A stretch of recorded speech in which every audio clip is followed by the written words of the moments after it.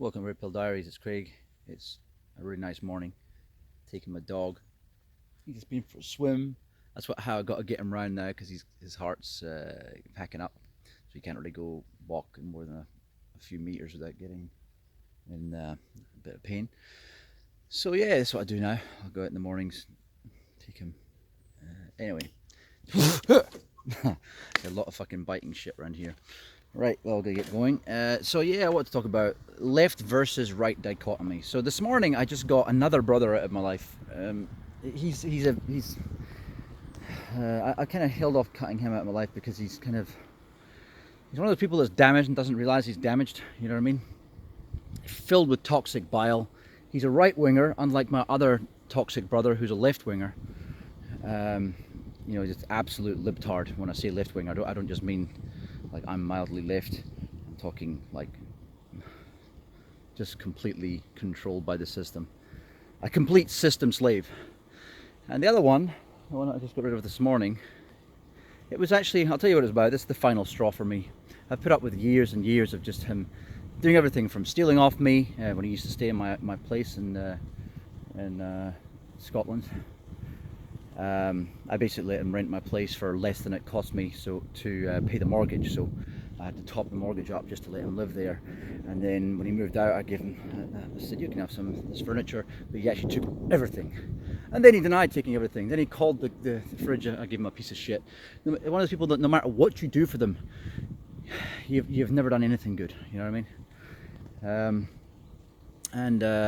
Yeah, anyway, that's just a brief rundown. It's not everything, of course. It's I'm 40 odd years old and he's in his mid to late 40s. So, well, yeah, mid 40s, just passed.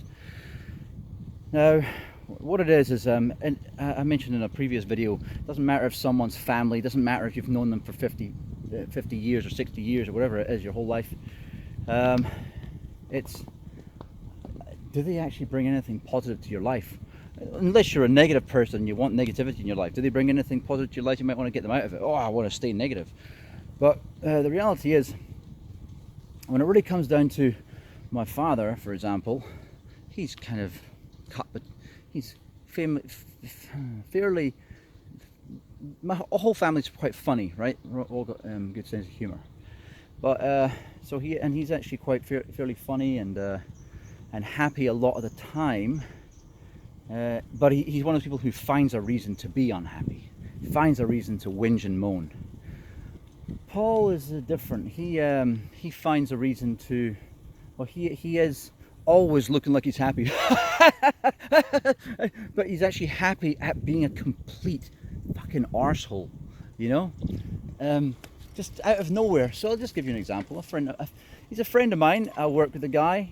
I suppose he would be classed as a bit of a lefty, but not overly illogical by any stretch of the imagination.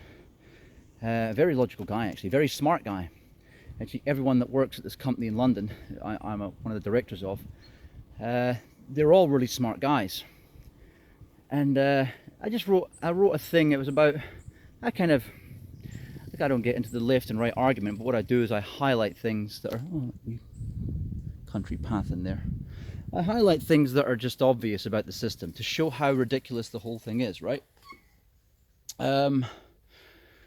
So, in highlighting things, I hope that people will wake up to the fact that, all you are if you're on the left or right is a useful idiot. You're not making your own life better. You're certainly not sorting the problems of the world. All you're doing is you're buying into a left-right dichotomy that is there on purpose as a motherfucking mosquitoes are everywhere. There on purpose as a distraction to solving the real problems, moving humanity forward. For example, actually, technological advancements. They bring us forward in a certain way so we can produce things better. They don't bring us forward in a way to make humanity, break to the next level. We're not gallivanting through the stars or whatever the hell this universe is that we're living in. We just seem to be maximizing profits of a few people so they can dominate the others. That seems to be all that we're doing with our so-called advancement. Meanwhile, we're becoming less advanced in so many ways.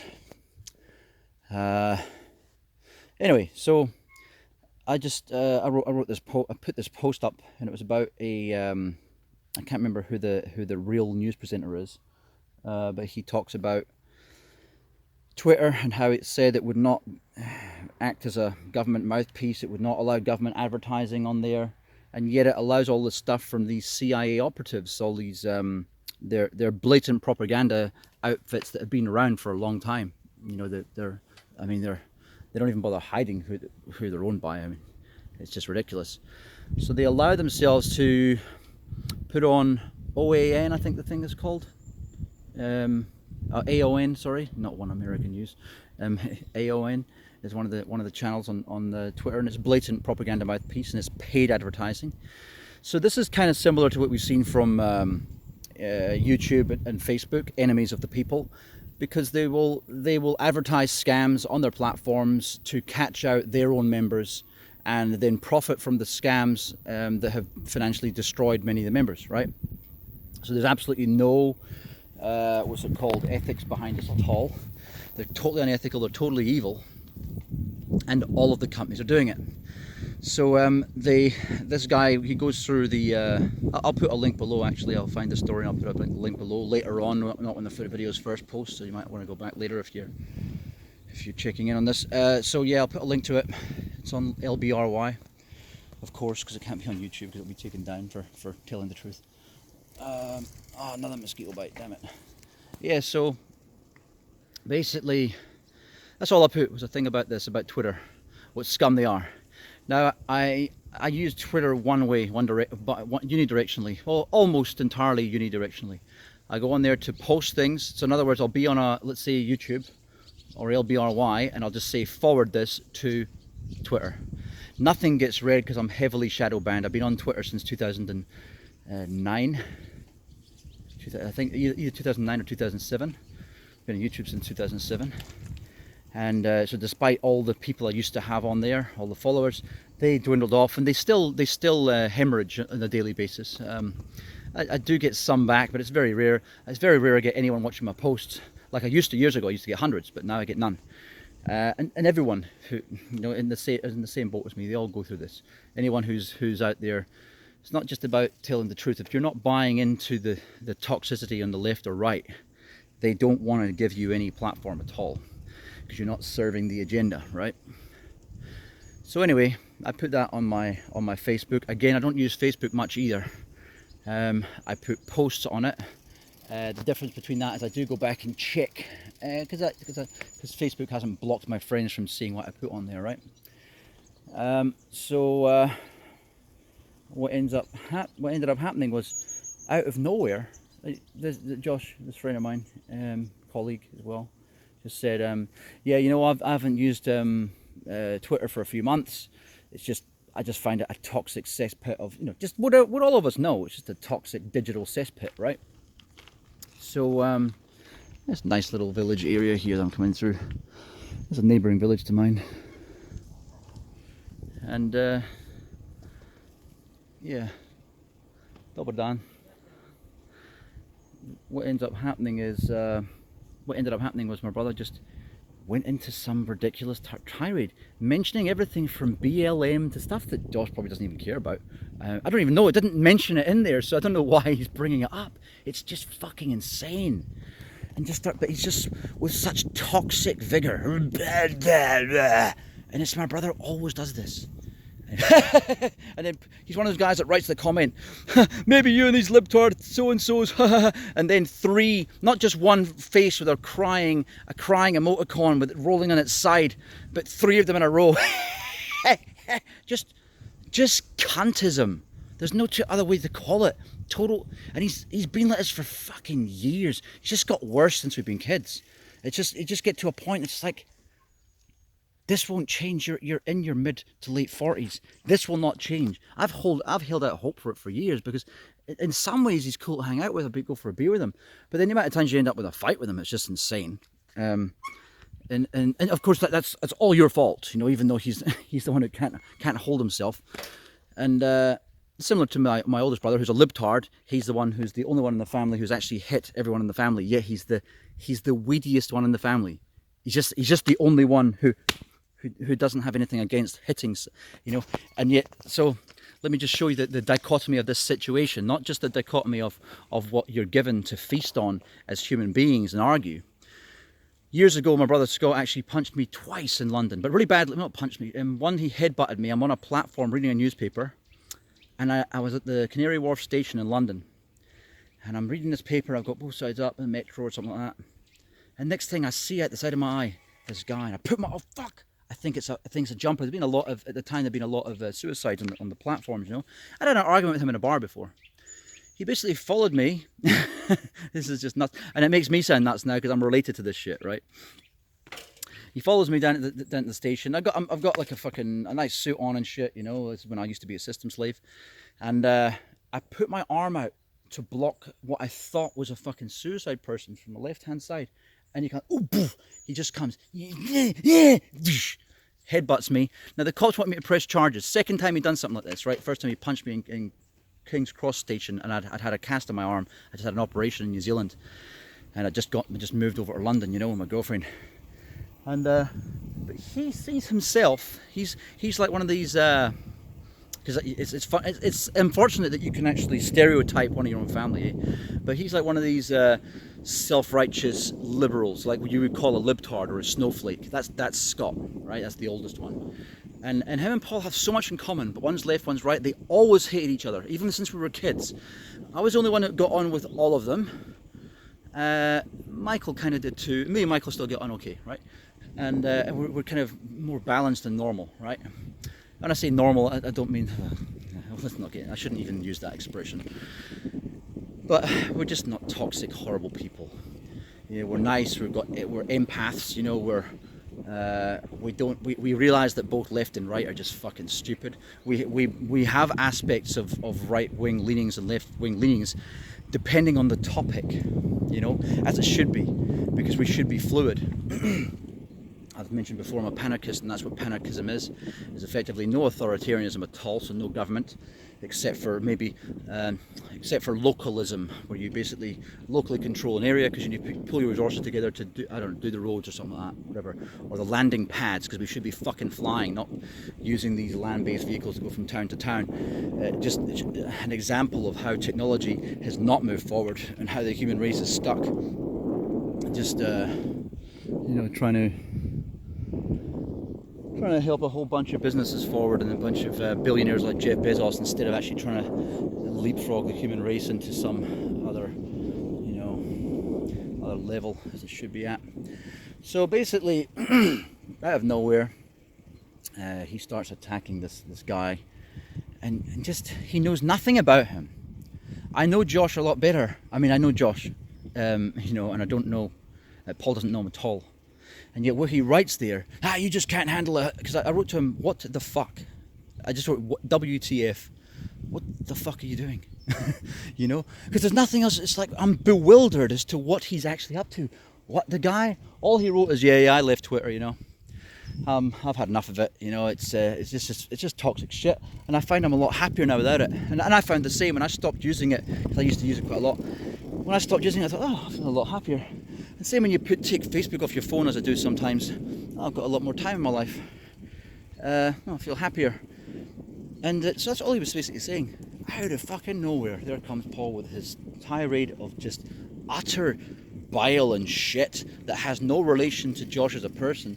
And he writes a pretty good comment back. He says, you know, if it hadn't been for the fact that your age was on your Facebook status, I would have swore this was written by a child. And seriously, I thought, what a fucking good answer. And then he actually made a thing about his name, you know, his last name. Is that really your name? Like, yeah, okay, yeah, that is my name actually. You know, I'll give you that little tidbit you could to feast on. Now he cannot see. He's completely oblivious to the role he's playing as a useful idiot. You know, it's just, and I just think to myself, you know what? This has been years of trying. This has been years of trying to help him out and trying to make him see both sides. And even when he does, he just goes back to seeing. Well, I'll give you an example. Recently in Bulgaria, about a year ago. Let me just get my wee man off this trailer. There you go. Yeah, recently in Bulgaria, we were out for a beer, and he was talking about Brexit, yeah, and he's one of these Brexit trolls. He's like really for Boris Johnson, even though the guy's a complete fucking tit. There's nothing good that guy does. He's only there for one reason. He's a Wall Street shill, just like a lot of the leaders you get in many countries, like John Key, who was the Prime Minister over New Zealand. He was a Wall Street shill as well. They're dotted all around the world. They're all in cahoots. The whole thing of nationalism only exists. Don't get me wrong, I'm for Scotland being independent, but at the same time, if once Scotland gets independent, that all the 7 regions want to break free and become their own countries, I'm for that as well. I don't give a fuck about Scotland. I care about not being controlled by the pieces of shit next door, right? So that's to explain my so-called Scottish nationalism. Does it sound very nationalist to you when I say that I'd be happy for Scotland to be broken up into 7 parts, and then those 7 parts would be broken up into every fucking separate street? Because what it really comes down to is having total autonomy. Something this world we don't have. And the bigger the country, the worse it is, the less freedoms you have. And I think Russia and America and China are prime examples of this. You can actually say, when it comes to, in many ways, landmass, Australia as well. I mean, look at the shit that's going on in Australia right now. You call that freedom? You know, if you leave your house, I was on with a whole bunch of friends from I'm only friends with one of them really, but I've only just met the others recently. But from St Kilda and in Melbourne, you know, and I couldn't believe it. They were telling me the other night, like, oh shit, I got to go out. Oh shit, man, fuck, I've got to get me shopping. Like, they got to get back before 8 p.m. or they end up with a $1,600 fine. I mean, we're living in cloud cuckoo land, but it's just nuts. So this is the street that goes to my village. Nice tar. Yep, everything's all quite neat and tidy here in Slovenia. Decent infrastructure, unlike the shit that we pay through the nose for in Scotland. and we got single lane roads and potholes and shit, you know, and even New Zealand's getting pretty shitty now because of spending too much money giving people universal basic income. Anyway, let's not get into that. So yeah, I just wanted to talk about this left-right dichotomy. It's in my own family. It's toxic bile. I want rid of it. And then it's just like, I could see it was entering out. Oh, look at you. You're just sensitive as your friend, a snowflake, blah, blah, blah. I'm like, what are you talking about? As much as you try to explain to Paul that you're not a lefty, I get this shit all the time. I got another guy, Hayden, out in my life recently. He's a lefty, and he continually calls me a Trump lover. It's insanity. I mean, that post that I put, for example, about Twitter was showing how Trump's government, well, it's the CIA, so it's not really Trump's government, it's the deep state, but anyway, how government, while he's in the power, is doing this. They're still propagandists because the left and right are no different. You're an idiot if you think they are. It's just, you know, they both serve one thing. They're both there to say government needs to still exist because we're parasites who live off you like you know, like any other pubic louse or anything. So they have their own agenda and they do their own things. And one of their agendas is to destabilize other countries, because if you can't make your own country better, they make it look better by making other countries look worse. That's what this whole thing's about. When they've tried to keep Russia down, or they try to keep Cuba down, it's they're petrified that somewhere like Libya or Cuba is able to demonstrate that socialism might work, even though I don't think it can. But there's obvious reasons for that. But I'm not going to get into that in this particular show, this particular episode. But yeah. It's all nuts. So let me find my place again. What was I saying? Damn it, I've lost my place now. Yeah, anyway, so look, all I've said is I want him out of my life. Because there's nothing positive coming from it. Nothing's going to change. Nothing. Oh yeah, that's right. I was explaining about the Brexit thing before. So what he did was, for any Scotsman, the independence vote should be, it should be the primary driver of your life to get away from the control of England, because it's the thing that makes your country not have many jobs, not have prosperity. You might have short blips of prosperity, but I know for a fact that we would have so much more, because I've lived in small countries. I live in Slovenia. It's got 2 million people. We get told in Scotland we can't be independent because we're too small. Scotland's 4 times the size of this country. Scotland's got 3 times the population of this country. So it's not too small population. It's not too small geographically. It does have a lot more resources than this country. So why the fuck would it not be richer than this country? Scotland gave the world some of the most amazing inventions and innovations of the last few centuries. So it's obvious that we punch above our weight in many ways. Yet we've spent most of our life living in a depression, right? I go back to Scotland as a highly experienced, highly qualified person, and I cannot ever find a job, right? So you explain to me how I can go to a third world country and find a job, and yet I can't find one in Scotland. So that's got to be something wrong there, right? So anyway, Paul was explaining how, to me, one night when we were having a few beers at his house in Bulgaria, why it was more important for us to have Brexit than it was to have because he hates the EU so much. And I understand that just because you're in Europe, it doesn't mean Europe is the EU. But Bulgaria, I tell you right now, was a fucking total shithole before the EU. And now it still is. But look, if you go around the countryside in Bulgaria, it's not as clean as this.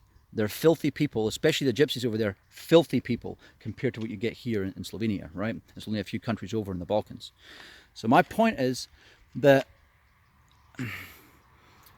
most of the good things that happened to that country happened when the Russians were in control of it, when the Romans were in control of it, or now when the EU is not in control of it, when they're part of the EU, giving them funding, right?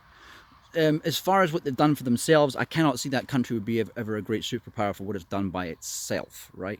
And people can argue, please just give me whatever you want in the comments section. I have a lot of Bulgarian friends, don't get me wrong. I'm not saying they're bad people. I'm just saying that country's a lot better off with what it's got out of a common market. And it's not the situation where the Turks had control of it or the Romans had control of it. It's a situation where they're part of an economic group. The thing I keep reminding Paul is that the EU is not a political union, it's an economic union. Now, granted, it does try to become one. It does try to do this whole joint army thing. It should just stay as a collaboration of countries. And this is why America and Turkey want to destabilize it. Just make no bones about that. The best thing that Europe could do, the whole EU, is basically join forces with Russia. And as equal, everyone should be equal. Small, it doesn't matter how small your country is, all equals within this fucking group. Because if they don't, it's quite obvious the agendas from places like China, the USA, and even parts of I wouldn't even say North Africa, because Gaddafi was protecting Europe. It's insane. He liked Europe. It's just nuts, and that's why America had to take him out, because he was effectively an ally of us.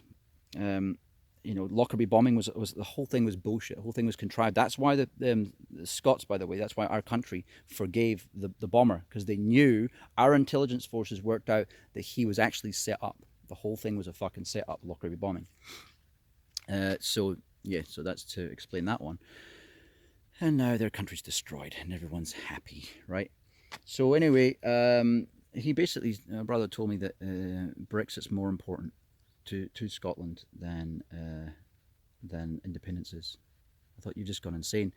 And I finally actually won him over this is why I thought there was a glimmer of hope there. For the first time in his life, it's not that I want to be right, it's that when you are right, I won't argue if I think I might be wrong, if there might be even a slim chance of I'm wrong, but if I know I'm 100% right, I'll debate, right? I said to him, look, it's the difference between the EU and the UK is the countries in the EU will buy resources from us. England takes them. There's a thing called the Maritime Act of, what year was it? 1999, I think it was, where Tony Blair, you can look this up yourself, he moved a maritime border, and it's the only maritime border in the world that goes this direction now instead of that direction. They always go along the latitudinal lines, right? It's the way that borders all work, all around the world, except for that one. And the reason why that is because right down the east coast of Scotland, you've got oil wells all the way around the top and all the way down the side, right to the bottom, and it stops just as Scotland stops. And that's remembering that the Scotland border has been pushed back over the years, right? So, Scotland used to include the Isle of Man and many other parts of north of England. So it's just quite out of it. So we've basically given away our God-given rights to this resources. We've given it to England. So what they're doing though, this also explains why I'm from the way up in the north of Scotland, and it also explains why they've mined for oil. They've drilled for oil since I was a kid, and they started up where I'm from, and even in some of the west coast near Ullapool, they've started around there and then they've gone all the way down. They're at Aberdeen now and they're slowly working their way down. They're doing that on purpose. They want to deplete all the oil reserves and then leave that last one left, which Tony Blair moved the border for. A guy who was actually born in Scotland, but he's totally English. And he serves the empire. That's why he's there. And that's the thing when I say English. I should actually say English imperialist, right? Because a lot of these Scots, these traitor Scots, they're just British imperialists as well. They're no better than. I'm not just saying that all English are bad. I'm not saying that at all. I'm saying the English imperialists are bad. I'm saying the Scottish imperialists are total traitors and just as bad, or probably even worse. If they were in control and in power, they'd be probably worse. Who knows? So. The fact that he buys into all that bullshit and doesn't actually realise that overall the EU does have problems, but it's not a dictatorship. It doesn't take away your sovereignty, and there's still trade between us. We're an economic union. We're not a political union. He doesn't seem to get that. The government in the US, the federal government, does take over. If state government doesn't do it, look, you see what's happening in the riots in America. They don't toe the line. The Fed will throw people in there, right? They're like the big daddy. Well, the EU's not really like that. If someone refuses to listen to the EU, they can get fines, but the EU's not going to bring in their army and say, no, we're taking you over now. You're in administration, So to hear someone who apparently is for Scottish independence saying that Brexit is more important just shows you that he's totally brainwashed by this drive for the drive that there was for Brexit, which was a drive to save the banks. That's all it was made for. People like Paul, like basically football hooligans and morons, were all brainwashed, and also some right-wing elite were brainwashed to find their own reasons why Brexit was necessary. But the real reason that it was necessary was to allow Guernsey, Jersey, Isle of Man, and all the other tax havens like the ones that the company I was working for use out in Cayman Islands. These exist as tax havens for money laundering, and they were going to be basically opened up, if you like, to EU scrutiny for the European Central Bank and other organisations, and they couldn't allow that because they know how much crime. I mean, look what HSBC got done. The Hong Kong based bank. It's basically an English bank. And they spent years just money laundering for all criminal organisations. All the banks do it, Deutsche Bank and everything. But of course, they can't do it so much anymore. And look what's happening to Deutsche Bank. It's collapsing, So, yeah, he'll never wake up. There's just no point. He hasn't got the intelligence. His brain is just completely fried by too much beer. Regardless, I've taken, copious amounts of things like cocaine and ecstasy throughout my life, and yet, maybe my brain's a little bit fucked up. But there's still rationality in here. I can still learn new things. Some people are just gone, And again, someone in my family, all they're doing bringing negativity into my life. You don't need it. All right, I'm going to get off. There's too much noise here now. All right, cheers, bye.